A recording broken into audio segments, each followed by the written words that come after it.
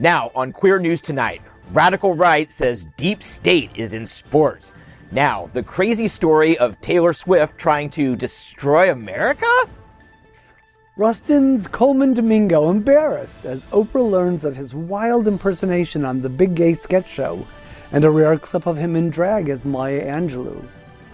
It's Always Sunny's Rob McElhenney, accustomed to on-screen gay role, reveals real-life LGBTQ plus connection due to the family, featuring 2 lesbian mothers. Pianist Mark Hayes, known for diverse compositions, performs at Sunshine Cathedral on February 11th. It will be an entire new meaning to Take Me to Church. Controversial but reclaimed, queer evolves from derogatory term to inclusive label for the LGBTQ plus community. As LGBTQ plus, how old you are dramatically affects your embracement. Hello and welcome to Queer News Tonight. This is the world's first and only LGBTQ plus daily evening television news, broadcasting live and available on demand on all smart TVs, including Roku, Apple TV, Android TV, Amazon Fire TV, and social platforms, including Twitch, YouTube, Facebook, and a little Instagram's thrown in there. It's time to queer up the news for Thursday, February 1st, 2024. We are live and literally out of the closet and into the headlines. So many of your important stories we are going to tell this evening on Queer News Tonight. This is the world's first live daily LGBTQ evening news show, literally out of the closet and into the headlines on Queer News Tonight.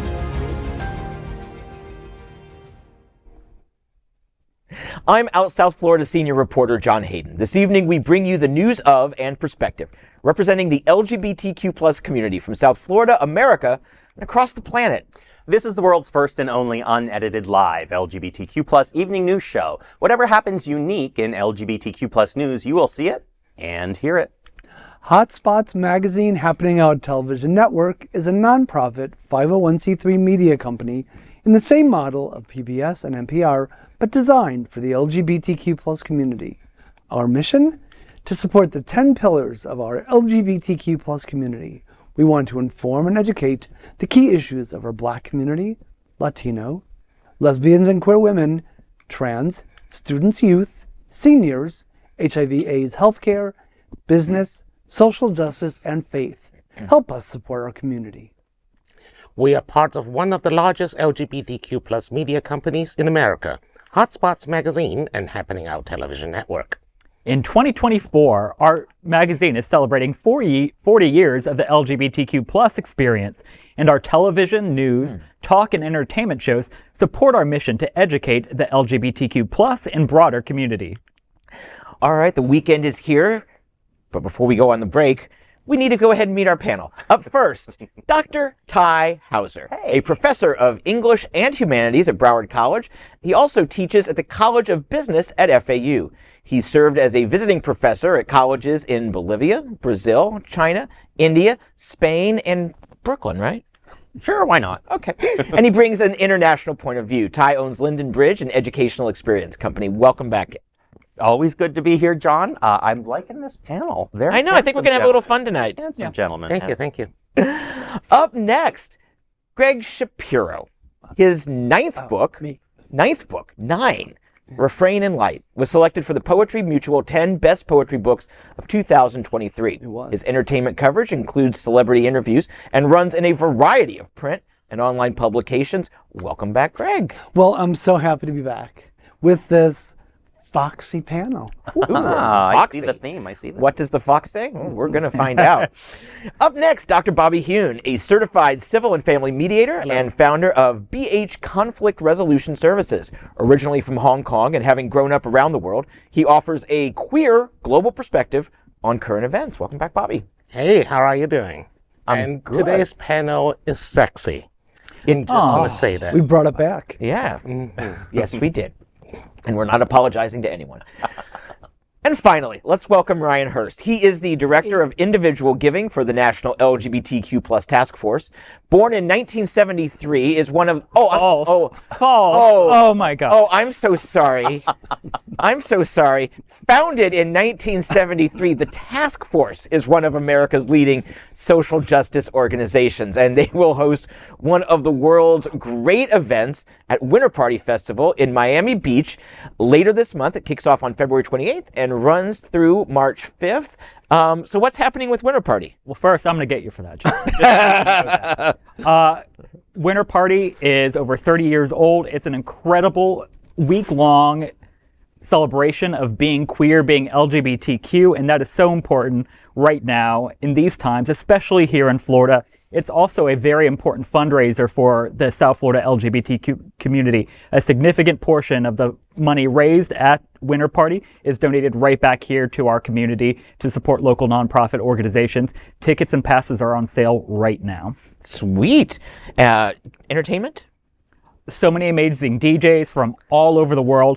Go to winterparty.com. You will see the full lineup. Also follow us on Instagram and Facebook, Twitter. It's just absolutely incredible. Awesome. And before we move on, I know 4 of us were at the same event over the weekend. We were at My Hollywood. Were you there at all? I was not. I had something come up. You missed that. Good for you. No, but My Hollywood Pride, I think all 4 of us were there. You and I rode together and had a really nice time. And I saw you there, like, for a second. I was chasing after Faye, and I was like, okay, bye. Yeah, I saw. Yeah, but Faye moves. She does. Faye can move. Yeah, long way. In heels, she is amazingly speedy. Yeah, absolutely.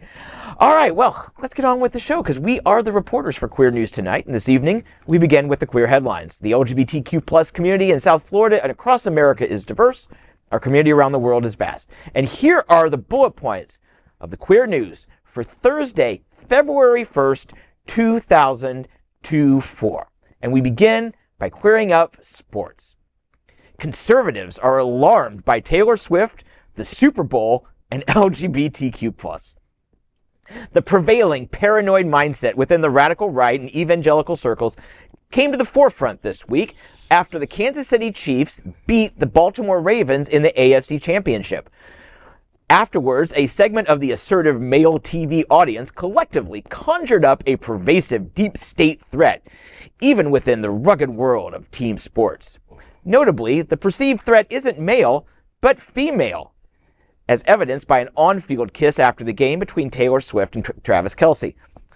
Her immense popularity has become a focal point with conservative radicals. Media outlets like Fox News, Newsmax, and OAN are contributing to a conspiracy theory that suggests Swift and Kelce are part of a coordinated effort to endorse Joe Biden at the Super Bowl. The concern is Swift could mobilize her devoted fan base, known as Swifties, to register and vote, implicating the entire city of Kansas City and the NFL in the scheme. This conspiracy narrative bears a resemblance to tactics familiar to the LGBTQ plus community, where our identity is often exploited as a scapegoat strategy to divert attention from other issues. Craigslist with America's treasure, Maya Angelou. There's a lot of really weird, lonely, insecure men out there. The fact that a pop star, the world's biggest pop star, is dating a star tight end who had one of his greatest games ever, and a network puts them on the air briefly, that it bothers you, what does that say about your life? Judge people sometimes on the silly stuff that bothers them. It'll tell you a lot about them. When I hear this whole thing about Taylor Swift, I just want to watch football. Liar. You're lying. That's not true. A football telecast is not just football. In fact, the commercials for 4 hours before the Super Bowl will be widely watched. Did you know statistically in a 3.5-hour NFL playoff broadcast or regular season broadcast, just 18 minutes are actual football? And we have the data, we have the numbers. You don't turn away. There's coaches cutaways. They show fans in Buffalo on fire, commercials, reviews, 18 minutes of real football. For the record, about the length of 5 Taylor Swift songs. Listen to this. The New York Times measured how long she was actually on the broadcast. Do you know how long it is on average? 25 seconds. in 3.5 hours. Against the Ravens, it was up to a whopping 32 seconds. It was 14 Chiefs and Raiders on Christmas, 12 Chiefs and Bengals, 24 seconds, Buffalo, Kansas City. She was on for a minute against the Dolphins, but it was an absolutely awful broadcast. They should have had a concert in the middle of it. That would have been more interesting. And why wouldn't CBS, which you know has the Grammys, cross-promote the world's biggest pop star? Hey, listen, I worked at the other network. I work at Fox. I've seen us jam people on TV shows I would never watch during football games and sporting events. Don't forget to watch this right after the game. I've already forgot about it. Let's get back to the game. But I don't have to rush to social media. I'm okay with it. Here's the other thing that strikes me. Matthew McConaughey. All right. Love him. Drake on everything. Spike Lee, Knicks games. Eminem, Michigan sporting events. We celebrate it. 80s, 90s, Jack Nicholson Laker games is cool. Saw Jack. But a talented and beautiful woman is on the air, one who would never pay attention to lonely men, and it bothers them. There's a stat out there, it's kind of uncomfortable for you sad guys, that 50% of men never have real intimacy with a woman. That means the other 50% have multiple intimate relationships with women. And those ones that don't are angry and sad and lonely, and they are often misogynistic and resent women who didn't give them the time they think they deserve. We celebrate all these goofballs jumping on tables in Buffalo and cheese hats and men and Matthew McConaughey and Drake and Jack Nicholson, men and Eminem, and it's cool, and can I get a selfie, and I can't believe I saw. And a young, attractive, beautiful, talented woman comes on for 25 seconds. And you're bothered. Again, judge people by the silly things that bother them. This says nothing, this anger. This says nothing about Taylor Swift. It says everything about the men bothered by it. Let me defend... Drop mic. I have nothing else to say. That was Fox Sports' Colin Cowherd on the Herd, and he says it all. Why are we so bothered? And I've been thinking about this for a while, because like he said, Drake and Jack, and there's always been celebrities at games. If they, and of course, sharing screen time with Taylor is Travis's mom. No one's complaining about that. If they were showing the mom every time Travis made a big play, nobody here would say a word. But because he's in this relationship that is, by default in our culture, fodder for the media. Yeah, it's public. He comes out and he kisses her after winning an AFC championship. Good for him. Good for him. And I believe, Colin, the word you were looking for was incel. Incel. Bitter males who couldn't get laid. Yeah, know where. Even their hands don't want any part of it. I think I have an answer to that question about Taylor Swift. What it is that they are afraid of her and the power of her fans. Yes. Yep. When Taylor Swift encouraged people to vote in one concert, 35,000 people signed up. Right. They went and registered to vote, and think about who Swifties are. Mm-hmm. They are generally younger, so millennial. They're generally liberal-leaning. They're generally a lot of women and gays and both women's rights and gay rights are on the line. If these conservative men have their say, and the orange one gets elected. There is a part of me as a gay person who often has to live in fear of what the next horrible thing a straight person could potentially do to us. I enjoy watching these squirming, radical, right-wing religious fanatics experiencing terror, the same terror that I have often experienced as a gay man, afraid of these people. And it really is because of her power that they believe that she has, right or wrong. Taylor Terror. Taylor Terror. I think you absolutely got it right nail on the head. It's multifaceted. Yes, there's a misogynistic Absolutely. piece of that. It is also the conservatives that are mad about this are afraid of people voting. They don't want people to vote. They don't want her to motivate people. They don't want young people. They don't want you. They don't want anyone to vote. They don't want young people. They don't want people to vote that they don't think are going to vote for them. Is really what it is. And what is the alternative for conservatives here? Are they going to vote for, or are they going to root for San Francisco over? Actually, I just love that dichotomy. Believe it or not, Franklin Graham, the notorious anti-LGBTQ evangelical everything, has publicly come out to tell evangelicals to support San Francisco's quarterback because he's Christian. Oh, yeah. Because somehow, apparently, Patrick Mahomes, I have no idea what's. Yeah. Well, I mean, clearly, God loves the 49ers and hates the Lions, because that's the only explanation for what happened this last weekend. Ty, do you have anything? I don't like to pretend I know what Taylor Swift, Jesus, or conservatives are thinking. Well, I'll tell you, there was a good article yesterday on TMZ where they said that Trump and his team are prepared to wage holy war on Taylor Swift and the Swifties if she comes out and supports Joe Biden, which just is, it's ridiculous on its face, but you also have to step back for a second and think, who are they trying to is Swift trying to motivate to vote? Because Swifties bought tickets like a year in advance, and they blacked out the date, much like, election day. They black out the date. They spend a ton of money to make sure they get to this one spot and do the one thing that they've planned to do for a year. So if she can take that and motivate Swifties to apply the same principle to voting, then yes, there should be some concern among the Mar-a-Lago crowd. Where should they be concerned at? Well, they should be concerned in Michigan.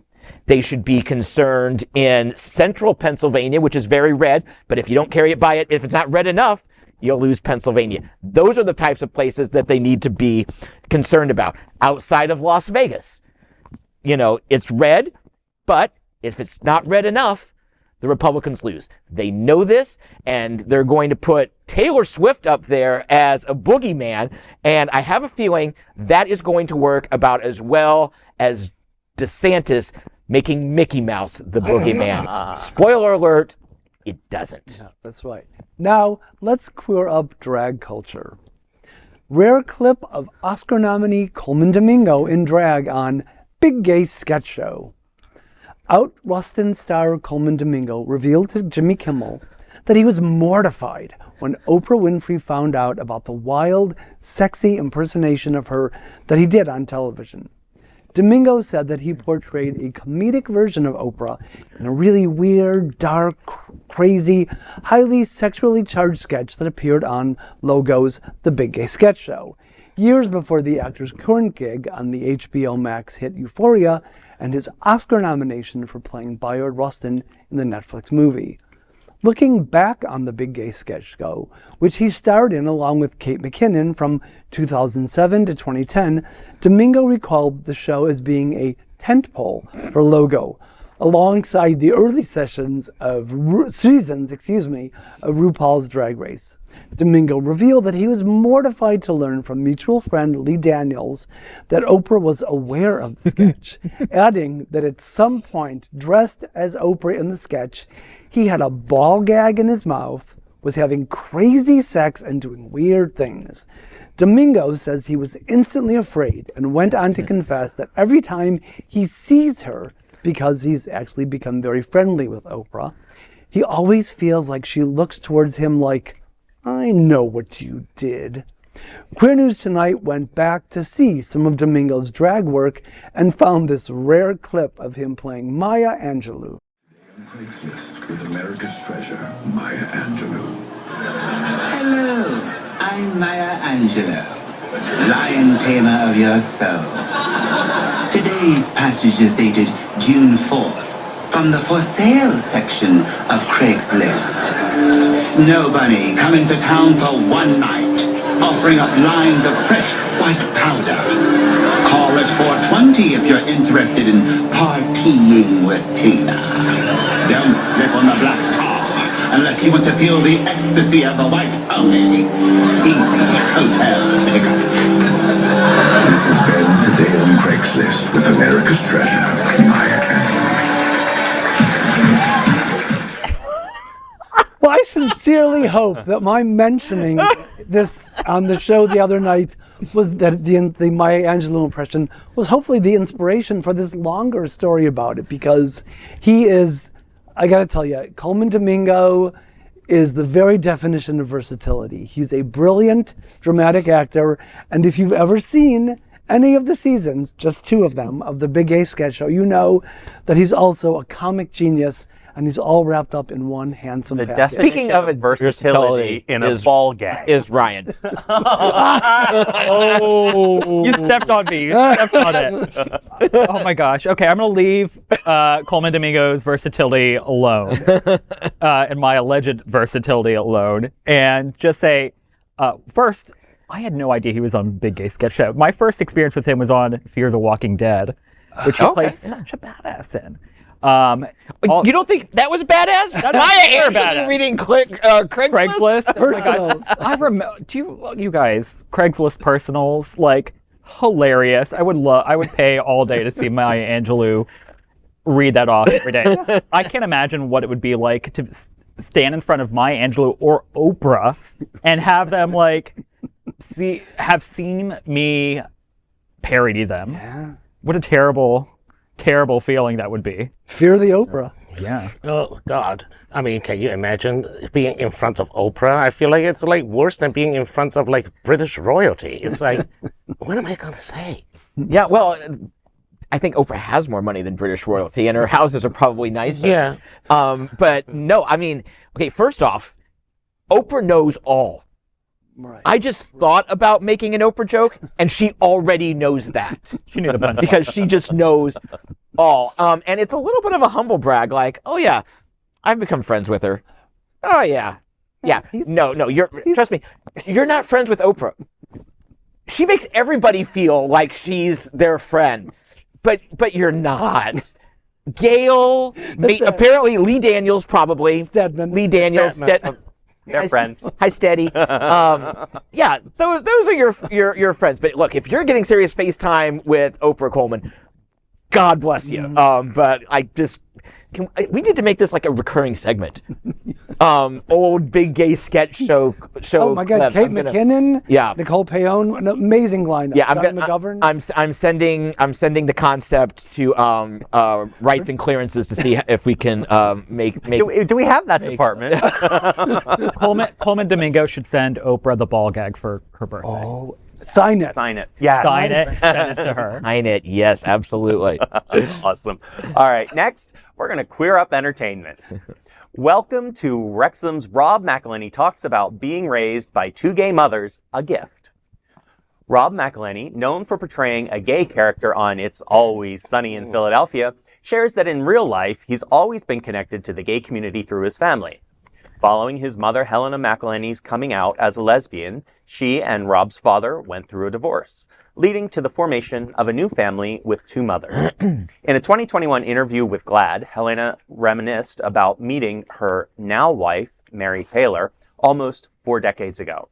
She shared that after working as a school teacher, she transitioned to nursing, where she met Mary. Helena expressed that from the moment they met, Mary was the person she knew she wanted to spend the rest of her life with.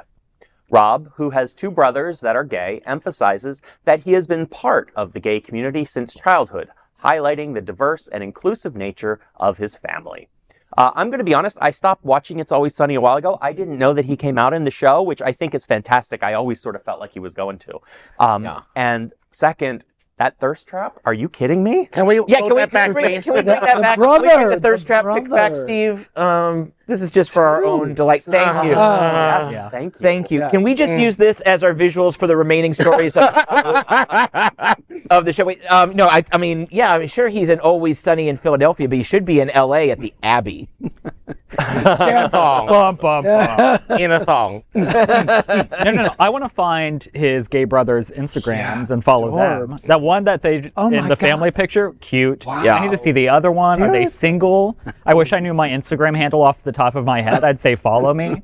I'll follow you and slide into your DMs. And they're It's fine. from South Philadelphia, so you know you're going to like them. Oh yeah, of Not course. good It'd be people. great. Yeah, good people. Sexy, funny, talented, and did I mention he is hot?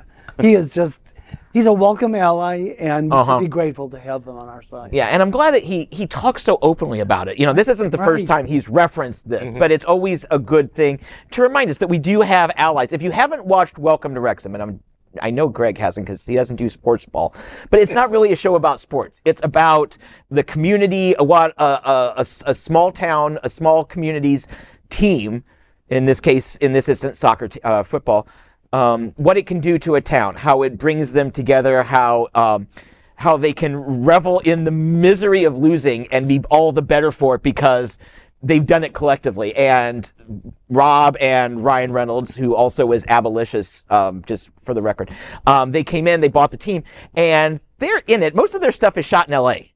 On Welcome to Wrexham, but most of the show is set in Wrexham, and it's just fun to see this little village, and that's what is part of Rob's roots.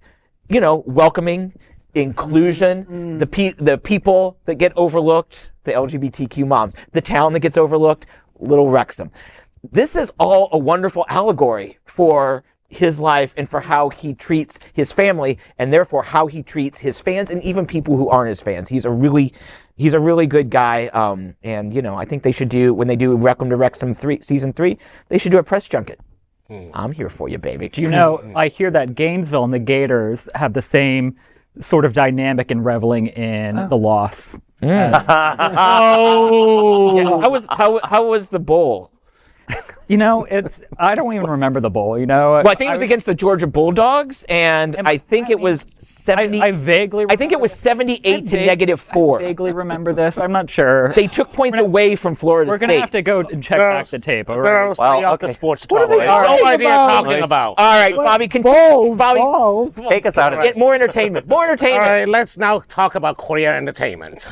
Let's queer up entertainment. Amazing concert starring Mark Hayes coming to Sunshine Performing Arts on February 11th.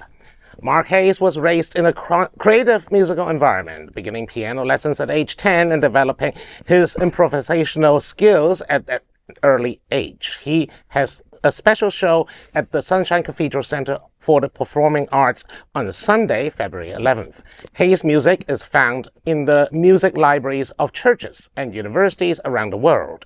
His compositions and arrangements are known for their unique American sound, drawing from diverse musical styles such as gospel, jazz, pop, folk, and classical. He is honored to have his music regularly featured at ACDA, MENC, and Chorus America conventions. Hayes is regularly commissioned by churches, universities, children's choruses, and community choruses to write original choral works.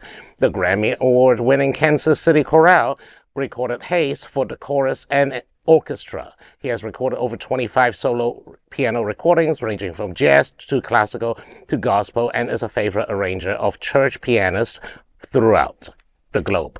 The special performance brings an entirely new meaning to Take Me to Church. All of the revenue of the center goes back to the community LGBTQ programming. The Sunshine Performing Arts program is the largest LGBTQ performance series in America. Tickets for the event starts at $20. For further details about the event and ticket purchases, visit sunshinecathedral.org. Well, actually, you know, in Asian terms, starting to learn piano at age 10 is like 5 years too late. Right. Mozart had already written 8 symphonies by the time. My mother has been my mother bugged me to learn an instrument by age 3. Like, yeah. I mean, I What did you play? I play violin. Suzuki? No, God, I have terrible flashbacks. Oh, okay, like, sorry. yeah, I have PTSD from like being foisted on musical education. That's not good. No, but anyways, well, Mr. Hayes, I'm sure is I'm sure the concert is delightful, and of course we're right here recording at the Sunshine Cathedral studio, and it is a fantastic opportunity to expose ourselves to even Yeah, more interesting music. Sunshine does a lot of good programming, and I'm sure that this show will be good, even though not starting till 10 means that you are a slacker. But other than that, I'm sure I'm playing. I love you. I can't wait for this show. Wow. That's mean. That is me. I can't wait to see it. I think it sounds incredible. Every time I hear about piano and church music, I automatically think of Sister Act, which is on a sexy battery. Yes. Look, Sunshine Cathedral is one of the few churches that I do not set on fire even across the threshold. Okay, Okay, that's not even funny because hate crimes are not. Oh, no. Not a joke. I And wasn't Sunshine talking about has that. been a victim of vandalization a couple of And times, including a fire. So that is that we don't ever want to make jokes about that, right? Yeah. All right, next let's queer up gay culture. Are you offended by the word queer? What does it really mean? Once considered a derogatory term, the term queer has undergone a transformation in perception. While some still find it controversial, most LGBTQ+ individuals have proudly reclaimed the word and use it positively. The term dates back to the 16th century, possibly originating from the German word queer, meaning oblique or perverse. Initially signifying oddity or peculiarity, it took on a negative connotation in the mid-20th century when used as a slur against those with same-sex desires, particularly gay men. Amidst an LGBTQ activism of the 1970s and 1980s, some campaigners reappropriated the word queer as an umbrella term for gender and sexual minorities. Today, millennials widely use it inclusively to refer to individuals who are not straight and or not cisgender. Brian Lewis, author of British Queer History, identifies three primary uses for the term: reclamation from homophobes, as an umbrella term for the LGBTQ+ microdivisions, and as a marker of sexual fluidity opposing heterosexual and homosexual binaries. In 2020, the first daily LGBTQ+ news show initially used Q to avoid potential offense, eventually becoming Queer News Tonight. Surveys indicate that Gen Z overwhelmingly embraces the term, with over 90% holding a positive view. However, acceptance steadily decreases with each subsequent generation, reaching a low of 23% among baby boomers.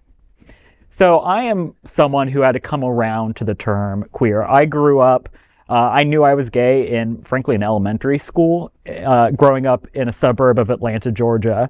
And to me, the term queer always seemed a slur or derogatory towards me. As it has emerged in popular culture, I have started to come around to it, and I understand reclaiming the power of the word. Now I think that is so great to, sometimes it's so hard to do the whole LGBTQ+. You don't want to leave anyone out. You want to be inclusive. I love that there's an umbrella term that can express the beautiful diversity of our community. Certainly more inclusive. And I can actually trace my change in attitude about the word back to the early 90s. Are any of you kids alive then? Early 90s. And the way that the activist group Queer Nation used it, and it was the act of taking away the sting, turning it into an acceptable form of self-identification. So that's sort of, again, it was, I heard it used negatively as well, but that was a moment, early 90s. Having been, actually, since I grew up elsewhere, and I was under the British education system at the time, queer was not a derogatory term at all. In fact, it was just a word, basically. How odd, how peculiar, how like fag? No, more like fag. No, because that was a cigarette in the British educational system. But in British slang, fag is a cigarette. Right. Faggot is actually a meatball in Wales. But I'm not kidding. No, I believe you. I absolutely believe you. And so the term queer was not negatively coded to me until much later when I moved to America in the mid-90s. And by then, queer already has a more or less middle, like you said, some are reasserting, the word queer, they're reclaiming it. Yeah, right. And then there's, the still used as a slur. So, to this day, people still use it as a slur. Yeah. I love etymology. So it's part of my degree. So, I have researched. Isn't that the study of bugs? Would. Close. But I do have friends who won't watch the show when I'm on it because You're on it? because I'm on it and I'm sitting here with you. No, because of the word queer, and they're older and they're just not willing to come around to it because they were so hurt by it when they were younger. What do And they I think of understand Queer Eye or Queer as Folk? then What do they- no. Same thing. Yeah, same thing. But again, it's as the story said, Gen Z is more embracing and kind of some of us are coming around to it. And I, of course, much like you, I like that we have that umbrella term and can use it. But as part of the history of the word, I don't know if you know this or not, but for a brief period of time, and it's antiquated now, we don't use it, but for a brief period of time, it did mean drunk. Oh. So Still applies. So we can say that John and I have been queer on the drive. Yes, we can. I'm a queer sometimes. Wow. Yeah, I love that they said that the word used to mean oblique, and certain part of our gym community, it still does. Also, a little bit of lore that I've been told. Obviously, I joined the show, I think, in year 3. But I'm told that we did start out being Q News, but because we didn't want to be offensive. Turns out we had to stop saying Q because everybody thought Q News was QAnon. This is I've been told by veterans. I don't know this for a fact. So apparently, queer was less offensive than other things that Q could have meant, and so we embrace it. And back in the day, the OK sign was OK sign. Q was just a letter. Right. But yeah, and it brought me Sesame Street sometime. It was Sesame Street was presented by the letter Q, and the number 69. All right, Bobby, take us to church. Next, we are proud of our special partnership with Sunshine Cathedral, the world's largest queer church here in Fort Lauderdale. Supporting that partnership, we are broadcasting from our permanent sets right here at Sunshine Cathedral at the Happening Out television studios. We broadcast Sunshine Cathedral's Sunday International Service at 10:30 a.m.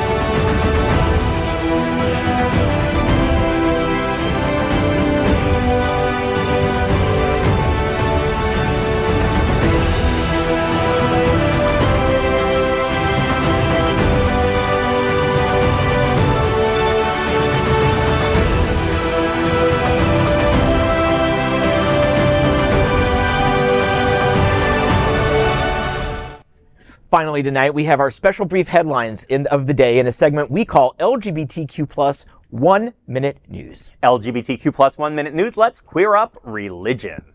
Anti-LGBTQ plus hate pastor gives opening prayer in House of Representatives. This week, Reverend Jack Hibbs, a Christian pastor known for his history of anti-LGBTQ plus comments, served as the guest chaplain in the House of Representatives. Hibbs, from Calvary Chapel in Chino Hills, California, delivered the opening prayer, emphasizing the Constitution as God's great gift to all freedom-loving people, while avoiding overtly political topics. The House Office of the Chaplain notes that guest chaplains are recommended by members of Congress, but the identity of Hobbs's sponsor remains undisclosed. Hibbs' invitation stirred controversy due to his strongly negative stance towards the LGBTQ plus community. LGBTQ plus 1 Minute News. Let's queer up business. LGBTQ plus community asks why Bud Light is now partnering with anti-gay comic. Bud Light is sparking controversy by their partnership with comedian Shane Gillis, known for racist and homophobic comments. He was hired as a season 45 SNL regular alongside Bowen Yang and Chloe Fineman. Gillis has since faced backlash after clips of him using offensive slurs surfaced. Despite the controversy, Bud Light is announcing a partnership with Gillis, leading to his posts on Instagram and inclusion on Team 2024 Tour, whatever that is. This move raises concerns about the beer brand's stance on inclusivity, especially following last year's international headlines involving trans activist, the fabulous Dylan Mulvaney. LGBTQ plus 1 minute news. Let's queer up the worldview. Finland may elect gay DJ as president. Finland's upcoming presidential election has since become a tight race between former Prime Minister Alexander Stubb and Pekka Haavisto, the country's former foreign minister. Stubb won the first round, setting up a runoff with Haavisto, who has a significant chance of winning. Haavisto noted during a recent campaign event that people might never have envisioned a gay man being elected president. His campaign stands out for featuring popular musicians and his performances at DJ Paxi, which showcase his favorite songs from the 60s and 70s. Haavisto, a member of the Green League Party, is now in a closely contested election after eliminating 11 other candidates. LGBTQ plus 1 minute news. Let's queer up the USA view. Here's the new straight pride flag, and the politics are full of hate. LGBTQ plus flags are bold and colorful symbols in the community that represent the array of included identities. Now, in addition to a limited number of straight prides around the country, there is also a straight pride flag. It looks like you'd expect. It copies the pride flag, but it is wiped of color and meaning. The most common iteration of the straight pride flag is just a flag consisting of black and white horizontal bars. Apparently, their pride is centered in no flair, creativity, or zest for life through color. Yeah, you get the point. The straight pride flag was created as a direct attempt to mimic and troll the pride flag. The reactionary straight pride marches have been taking place since the 1980s, often used as an anti-gay stance to ridicule the LGBTQ plus community.